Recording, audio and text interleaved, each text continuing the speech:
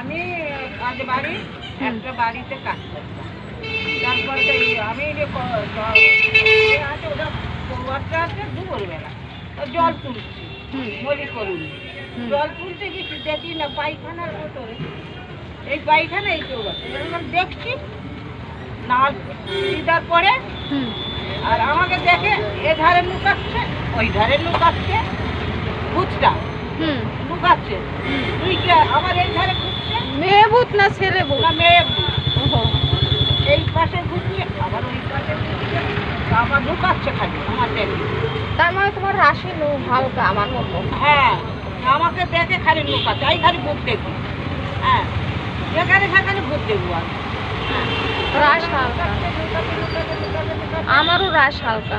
হ্যাঁ আমি খালি ভূত দেখি। আমি হেঁটে গেলে মনে হয় আমার পিছনে কেউ আসছে। ওই তো আমি খালি রাশি হালকা। হ্যাঁ বাড়িতে দেখছি আমার ঘরে আগে তো একদমই হালকা ছিল, এখন তো একটু ভারী আমি হয়েছে।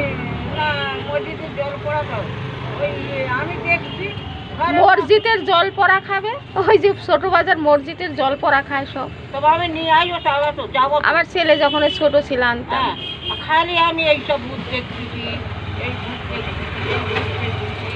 হ্যাঁ আমি মসজিদের জল খুব ভালো। হ্যাঁ তারপর আমি ওদের বললাম আরে বাবা আমি আর কাজ করব না, তোমাদের পায়খানার ভেতরে ভূত আছে।